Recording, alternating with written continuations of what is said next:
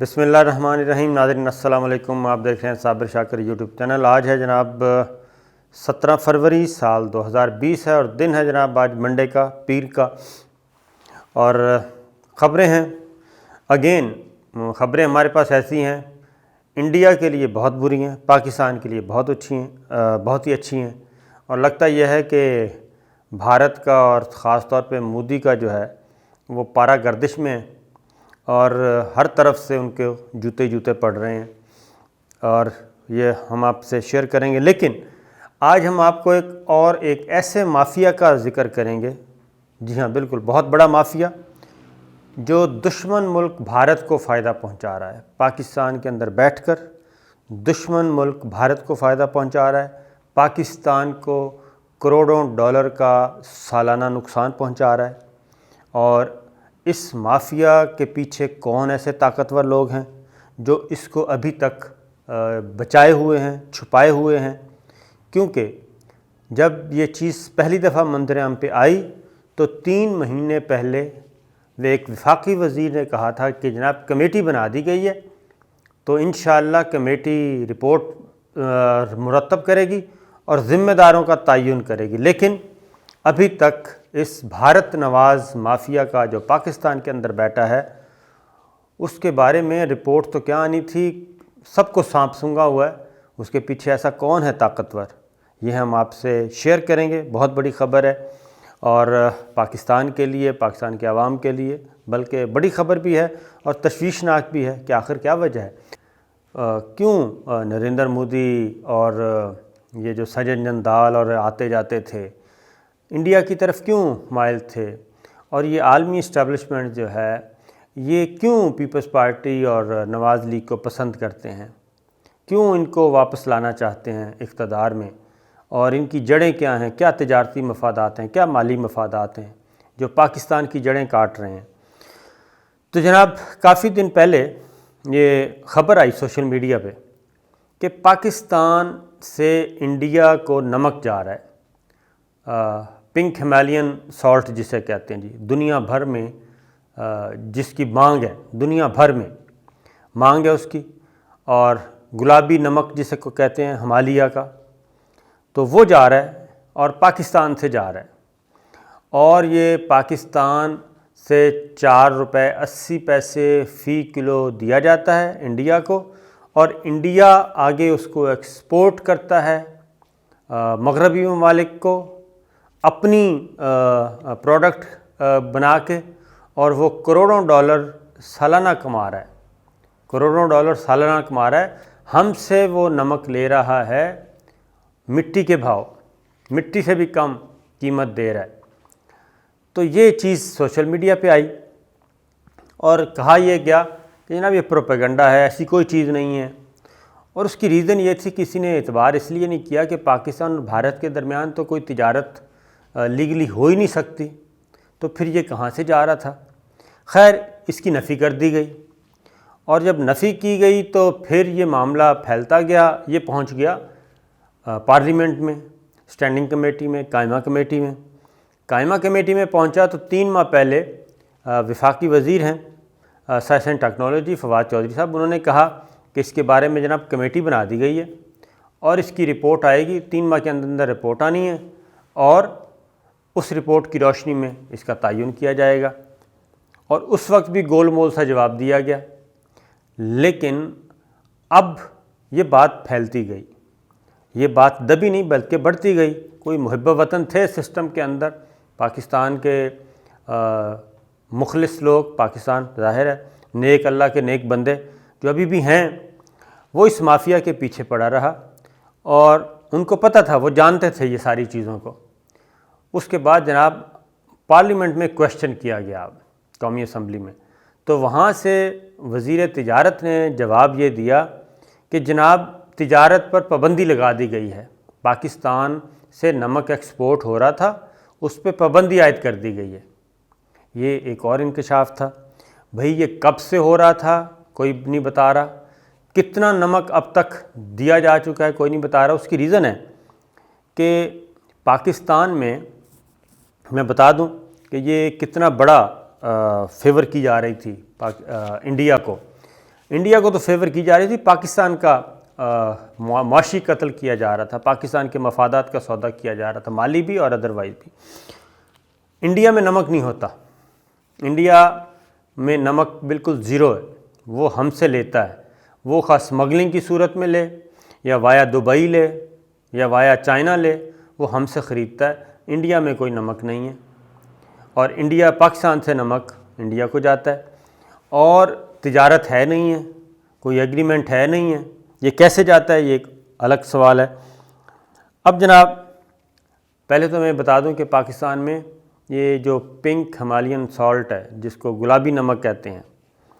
اور یہ کتنا ہے، 300 کلومیٹر ہے جی لمبی سالٹ لائن ہے۔ یہ کھیوڑا، جسے کلر کہار بھی کہتے ہیں، کلر کہار سے آگے جائیں تو یہ گجرات کا علاقہ پنڈ دادن خان ہے، جہلم، پنڈ دادن خان، یہ پورا ایریا جی، اور کھیوڑا کی کانیں مشہور ہیں، یہاں پہ ہے پورا ضلع۔ یہ 300 کلومیٹر لمبی سالٹ لائن ہے جی،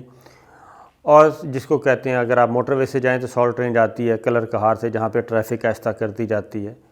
تو وہ ایریا، اس ایریا کی بات کر رہا ہوں۔ تو وہاں پہ جناب یہ ہے 300 کلومیٹر لمبی ہے، اور تقریباً جناب 19 کلومیٹر چوڑی ہے، اور 110 مربع کلومیٹر اندر 110 مربع میٹر اندر ڈیپتھ میں، تو یہ نمک کی کانیں ہیں جی، اور یہاں پہ کھربوں ٹن نمک ہے، کھربوں ٹن، اربوں نہیں کھربوں ٹن نمک ہے، جو کئی ہزار سال تک نہ صرف ہماری بلکہ دنیا کی ضرورتیں پوری کر سکتا ہے۔ یہ 2500 سال پہلے اس کی دریافت ہوئی تھی، 2500 سال پہلے، اور یہاں سے یہ سلسلہ شروع ہوا تھا۔ اب یہ جو ہمیں پوری قوم کو کیا کیا گیا جی، پوری قوم کو لگا دیا گیا آیوڈین ملے نمک پہ، جو کہ مصنوعی نمک ہے، جبکہ ہم بچپن میں ہم یہی کھاتے تھے، جو بڑے بڑے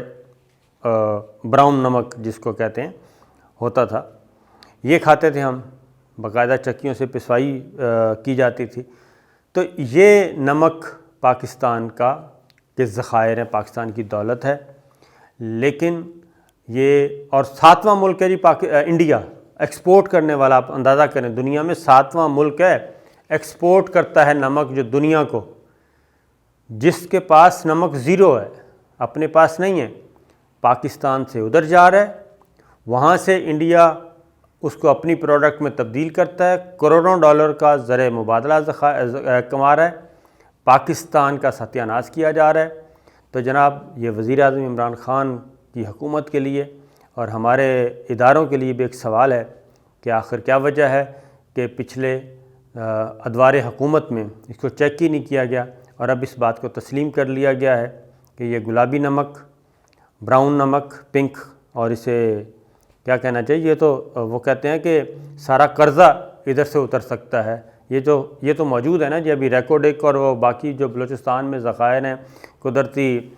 جو منرلز ہیں، ان کو تو ابھی ہم نے نکالنا ہے، کوئلہ اور یہ تو نکل چکا ہے، یہ تو کام جاری ہے۔ تو یہ تھی جناب سب سے بڑی خبر کہ کس طریقے سے ایک پورے کا پورا مافیا ابھی بھی پاکستان کے سسٹم میں موجود ہے، جو دشمن ملک بھارت کو فائدہ پہنچا رہا ہے۔ یہ ہمارے اداروں کے لیے بھی ایک لمحہ فکری ہے، اور عمران خان حکومت کے لیے بھی۔ خبریں جناب بھارت سے متعلق کی ہیں، اقوام متحدہ کے سیکرٹری جنرل آئے ہوئے ہیں، ان کے بارے میں بتاتے ہیں کہ انہوں نے مزید 2 موضوعات پہ پاکستان کے موقف کی تائید کر دی، اور انڈیا سرکار اور مودی سرکار کا ستیہ ناش کر دیا۔ اس سے بھی پہلے ایک اور خبر لے لیں، آپ نے بھی سن لی ہوگی لیکن بہت بڑی خبر ہے کہ پاکستان جناب کبڈی کا ورلڈ چیمپئن بن گیا، اور ورلڈ چیمپئن بھی بنا کس کو شکست دے کے، بھارت کو شکست دے کے۔ بھارت کو آج لاہور میں کل میچ تھا جی، کبڈی کا ورلڈ کپ ہو رہا تھا، پاکستان اور بھارت کا ٹاکرا تھا فائنل میں، اور پاکستان نے بھارت کو 41 اور 43 41 کے مقابلے میں 43 پوائنٹ سے